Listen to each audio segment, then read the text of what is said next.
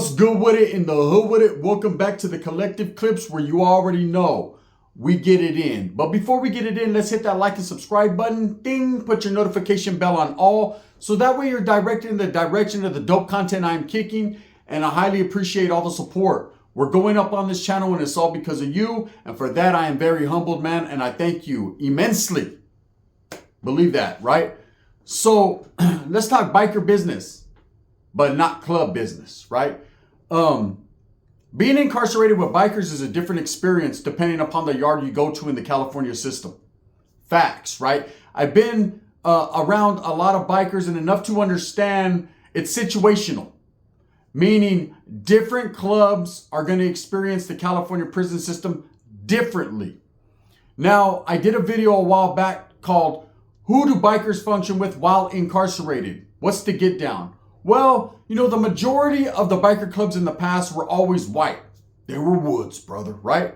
So, of course, clubs and gangs, there's vast differences between bikers and street gang members, right? I know a lot of people like to label these biker clubs like the Hells Angels, the Mongols, the Outlaws, the Voggles as street gangs, but they're not. They're clubs, right? They're more of a brotherhood. They're more into what they're into. They conduct their business and they keep it in-house. That's their deal, right? But when they're incarcerated and they're placed in the California system, for whatever the crime may be, as long as it's a righteous crime, because best believe if they're in on weirdo shit or they catch a bad case against a woman or anything like that, well, guess where they're going to go? Where all the other chomos go, right? And that's it. They cease to have a cut. They cease to be involved in that mix anymore and say la vie. Right? See you later. Guard! Get them. And they'll be over there with Danny Masterson jacking them off. And that's just how that goes. Brother, you like that? Brother, you like that? It's like riding a Harley. There you go. He'll be the handle to that Harley. Now, most of the bikers that are going to be incarcerated are going to be on a solid case.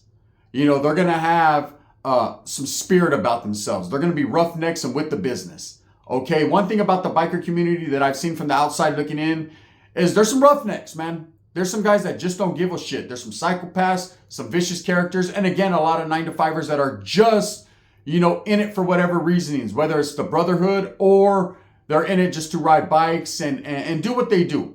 You know, there's a lot of different avenues you can travel in the biker club community depending upon which group you're from. Okay, there's 1%ers, there's different types of bikers. And in the past, the majority of the clubs were white. But now we know there's a lot of black biker clubs. There's a lot of Mexican biker clubs. Well, one group in particular that I've seen while incarcerated many times have been the Mongols. Okay? Respects right off the top to the Mongol nation, man. Nothing disrespectful on my part when it comes to these guys. Because I know they're with the activities. And I just respect their get down. But there was a time when, and I'm not too sure exactly how it is now, but there was a time when Mongols were not, they were at war. They were at war with the Southsiders for whatever the reasonings was. I'm not going to get into the details of that that shit, but I know that Doc Cavazos, who was a former national president of the Mongols at the time, kind of fucked up, right? Kind of was recruiting from the wrong pool of recruition, and he brought in some cats that he shouldn't have. And there was a lot of things that happened between the Mongols and, of course, the Southerners down south and whatever group organization. And there was kind of like a green light put on the Mongols at one point in time. So that way, when they hit a county jail, say LA County Jail, because there's a lot of chapters down in the Los Angeles area in Southern California, period. But say the Mongols would go from East LA to the Los Angeles County Jail, they actually wouldn't even be put in the same modules with Southsiders. They had their own places to go, their own modules, because everybody knew they were at guerra. The war was on. You know, they were to be rushed and taken off the linea as soon as they were seen. And let me tell you one thing about the Mongols. They weren't trying to go nowhere, but right where they were at. A lot of these guys will knuckle up, man. They'll handle their business just like anyone else. You know, they're really about their club business and really about their shit.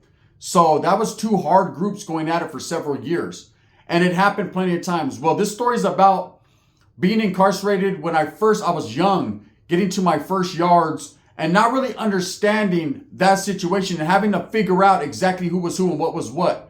Now, when I got to this yard, there were a couple Hells Angels, okay? Now, the Hells Angels weren't functioning as the Hells Angels. They had Hells Angels tattoos, but they were functioning with the wood pile, with the whites. That's just the way it is. Prison politics trumps club politics.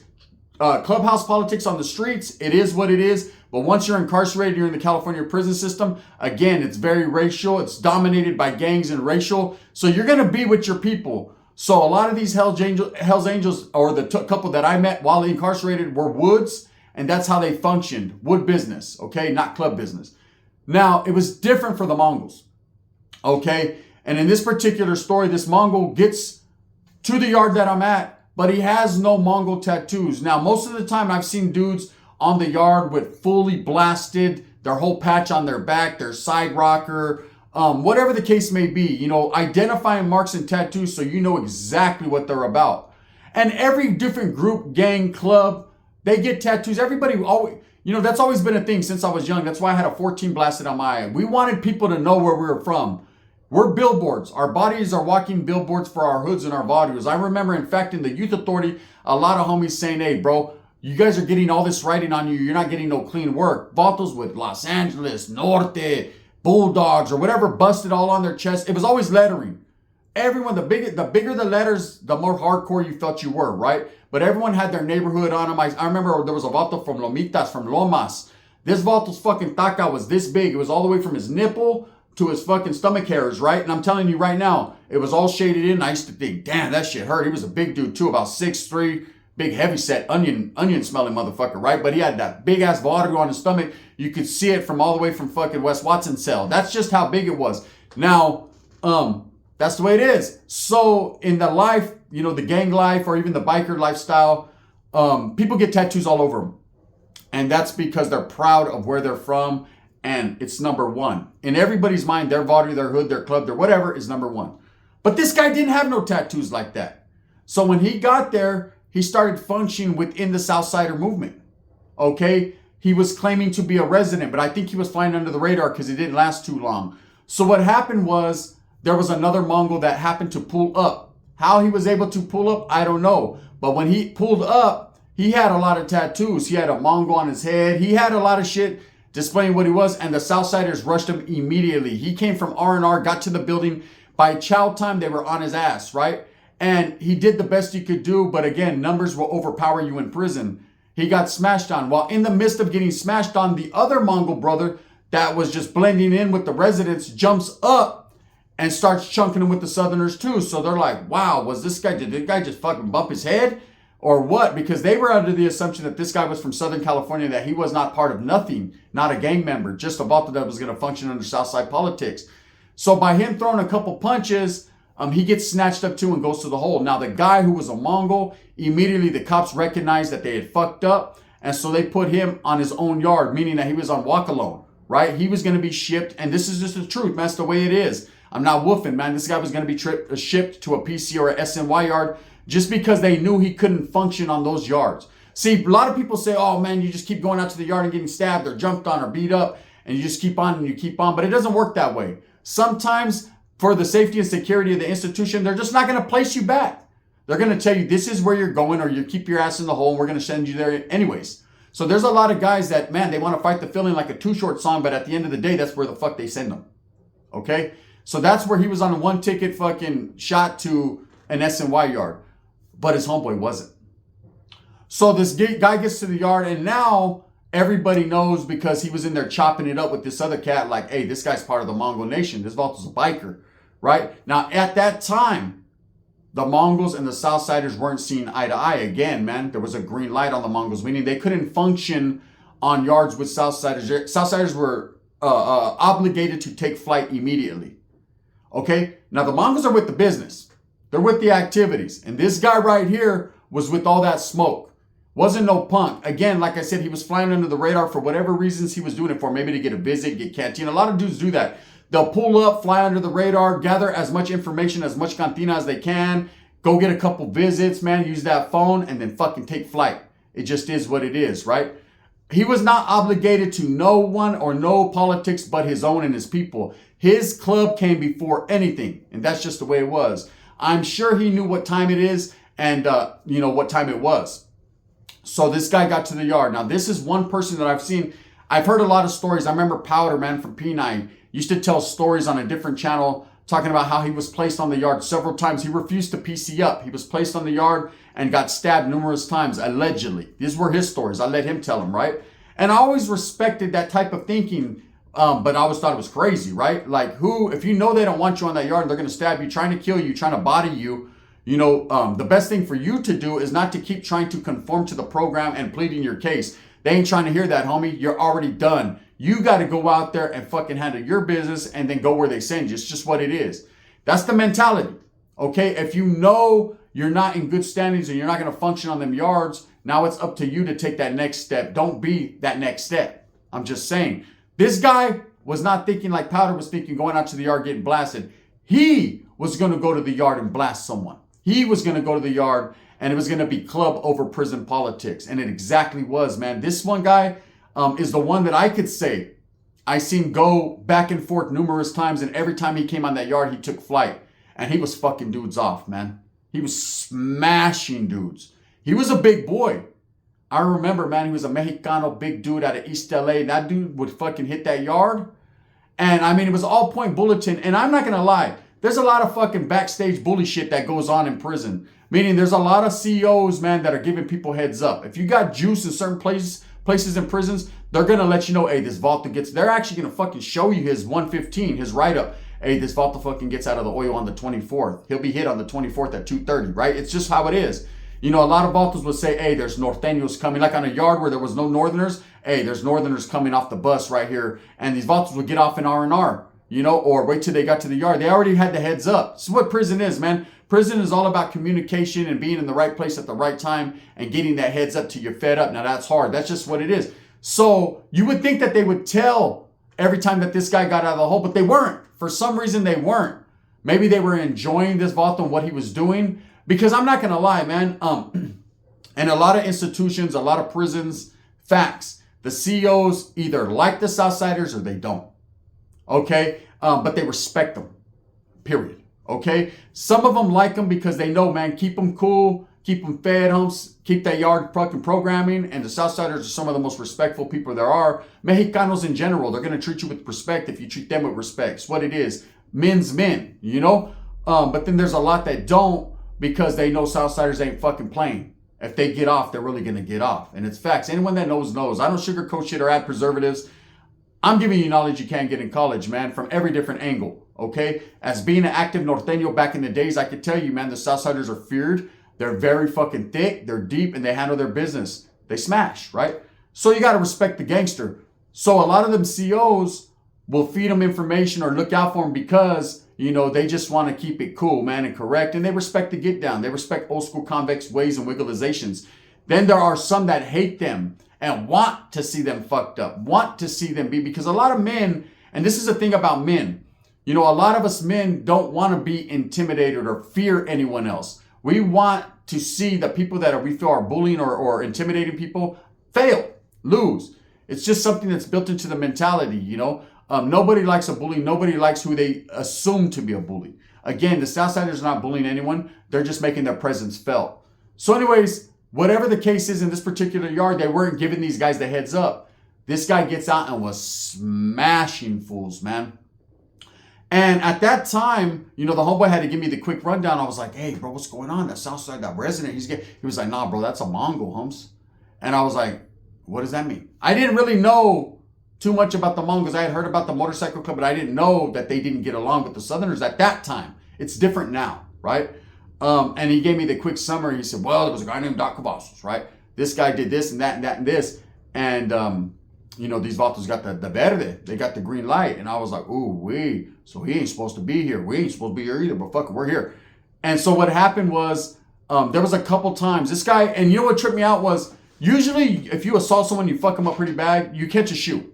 Catch a shoe term, and that's it, man. They're going to ship you to either Corcoran or Tehachapi or Pelican Bay. You're going to go do your time, and then they'll put you in a step-down program if you drop out, or they'll put you in a fucking, a kick-out, a shoe kick-out if you don't get validated and get an indeterminate. Now, Mongols can't be validated, right? And the reason they can't be validated is because they're not considered part of a prison gang or group. Only people that are part or associate with a prison gang can be validated. You can be validated as a prison gang member or validated as a known associate of a prison gang, and it takes points. There's a point system where they validate you. That's the real validation process, right? Then they give you a packet. That packet is your validation packet. They ship it to Sacramento. They stamp it A1 from day one. And when it comes back and you're validated, the IGI will come snatch you up out of your cell, rearrest you, put you in the hole, and you'll never see the light of day again. Or at least that's how it used to be with the indeterminate shoes, right? But you do have the option to fight your validation. There are a lot of people that fight it and get it overturned or win. So that's been happening for a very long time. People will fight it. Why not? You're encouraged to write 602s and to fight any type of court case that you have, appeals, all that. You're highly encouraged to do that. You don't take fucking nothing. There's no Mexicano, white, brother, none of that are going to take it standing, humps. They're going to just fucking sit there and just take it. You know, sitting down. Nah. Motherfuckers would rather die standing than live on their knees. It's a fact. So this guy, though, kept getting out. It's like they were playing games with him. Either they were waiting for him to get hit and they didn't like him much, or they enjoyed what he was doing. But this dude was rocking dudes, man. He was fucking up Southsiders until one day, he just wasn't fucking them up no more, right? They put him on that yard, man, and these guys were waiting for him. They must have got the head up or whatever the case may be, man, and they packed him out pretty good. They smashed him. He got hit a few times, and that was that. They never brought him back out to that yard again. The morals of the story is this. During them times, you know, bikers were treated differently on yards if they were Mongols. Okay, the Hells Angels, like I said, they would get right in the groove and function with the woods. They left their patch at the door, man. They were always what they were, but they understood, man, that they were white men first and they had to function that way. It's just what it is. Prison politics always trumps any other politics from the streets. Facts, right? Now, there was one time when I did see a Mexican Hells Angel get locked up, and that Volta did run with the Southerners, man, which was a trip because at that particular time, there was a Hells Angel that was white on the yard that ran with the woods, and there was a Hells Angel that was Mexican that ran with the South. You just got to do what you got to do while incarcerated, man. Every move you make counts. You got to play chess, not checkers. Facts. So anyways, you know, there's been a few times that was, I wanted to tell that story because that was the one time where I seen this dude just fucking everyone up, man. And he used to say, you know, it's Mongol, whatever, right? He'd be woofing his shit. And they'd lock him up and bring him out again. But I've seen several other times where, you know, the Mongols, you know, were able to scrape out there to the yard. Most of the time, and this is facts, man, they wouldn't make it even to that yard, man. They had yards for them, or they would ship them to different places, you know. And it wasn't because they were suckers or they couldn't deal with it. Because let me tell you something right now, them Mongols, they're gonna gain your respect if you don't respect them, right? They live a creed and a model, man, that's different from a lot of other people. But yeah, they mostly would ship them to different places. There was a couple times, like I said, where I seen Mongols did hit out to them yards. And they were smashed immediately, you know, or they got off immediately. It would go tit for tat. People think just because you're solo, oh man, that Vato's gonna get to the yard, you'll get fucked up. I always hear people saying, hey, yeah, like a Norteño doesn't want to go to a southern yard because he'll get fucked up. This is you gotta understand, this is pre-end of hostilities and what's going on with that, right? And I used to say, well, that's not true. You know, because anyone that's about their shit, they're a man first, bro. And they represent their cause. And they're gonna get out there and handle their business. Now, there have been things in the past where Voltos just got in and was like, no, I'm cool. I don't bang no more. Or I don't want to do that. And they'll still get right up off that yard. They'll get all their shit snatched up and get stabbed. It happens, right? If a Volta don't want you there, you're not going to be there. So, but it works the other way around too. You know, people would just get off. It's the way it is in every different group. You know, people ask me, you know, so this gets sidetracked just a little minute. The wind's blowing. Guys ask me, hey, how come, gun, that Norteños or blacks that are Norteños or blacks that are Southsiders, or they're able to function on the yards and do their thing, and the whites don't mess with them. The woods ain't got nothing to say, but if it's a white Crip or a white blood, they're tripping, right? Or if, excuse me, not a black blood. Why would the white strip? They don't give a fuck, right? A white. Because with the Mexicans, they know that the way we look at things, or the way we did look at things in the past, was once they become a homeboy, they're part of the fold, they're within the fold, they cease to be an ethnicity anymore. We don't see white, black, green, yellow, none of that. It's red, humps, or blue. It's fucking your north or your south. And anyone that poses a threat to our gente, someone within our fold, it's going to be ugly. It's going to be all that smoke, right? And the Woods know that. And a lot of them have good relationships with Mexicans, north and south. Mostly south, but a lot of good relationships with the north as well. They respect it. So they're like, hey, bro, if that Volta's doing that thing, that white dude's with you, he's with you. We'll let you guys figure it out. I'm sure if he doesn't make the the right changes or do what he's supposed to do, program right, you guys would deal with it. Now with the black and white issue, they feel like the white guy turned their back on them. Like the white guy, color becomes before everything in that. I don't know, man. It's just the issue they have with that. I can't sit here and tell you exactly why. I mean, I know why. The reason is the black and white thing, the racism. But they feel like, hey, man, this guy has went total polar opposite on us and just ain't a cool thing. Whatever the case may be, when it came to the Mongols, man, in them times, they were at war, man. And I think they conducted themselves and handled themselves, as best they could. And like I said, that Vato put club business and his club membership before politics and did his thing, man. So with that being said, I hope you enjoyed the story. It's all facts. It's all real. In fact, when they butchered that dude, when they booked him, right, on the yard, he actually was fucking some dude off bad. He was smart because this is what you do when you're getting jumped on. They sent like 6 shooters at him, right? Couple pieces. When they get you, they got him right there by the pull-up bars. Smacked him by the pull-up bars. That Vato, you could see he was waiting for Deuce to get close so he can get off, right? He already knew what time it was. But he was doing his little pull-ups, trying to play the role, right? Had him a big-ass piece, too. It dropped. He dropped his piece, and they were on him, right? But he did what you're supposed to do when you're getting jumped on. You grab one fucking dude and you just smash him. And then everyone else is hitting each other, and there's so many different people. Usually, it doesn't fuck you up. But this time, they was blasting him, so... he got smacked. He didn't die. He was, like I say, he was a big dude. He was just, they scraped him, carried him off the yard, and that was out. That was the last I heard about him. Anyways, with that being said, I hope that you move smooth with a purpose. Get every single thing that you want coming. And remember, at the end of the day, it's all about the strive, the struggle, to strive. I will continue to tell my stories and do what I do. Not to glorify prison, but to shine a light on what you don't need or want in your life, man. The best thing to do is be a productive member of society. Use delayed gratification skills to obtain the things you want in life. Go out there and eat a steak and a carne asada burrito and live. Live, brother. Get a shot of coffee, man. There's a lot more out here than there is in there. And best believe the guys that are in there would like to be enjoying out here, man. Don't be the poop butt or the dummy, man, that thinks you're all tough and you're going to go in there and have it your way. Because it ain't going to last too long, Holmes. That's fairy tales, fairy dust, and make-believe. In prison, it's all bad, all lonesome, all tragedy, all drama, man. And it's not a place that anybody wants to be. But misery loves company. If there's vatos that are doing life in all day, well, come on, bro. You know what I'm saying? Hey, there's a new toy in town.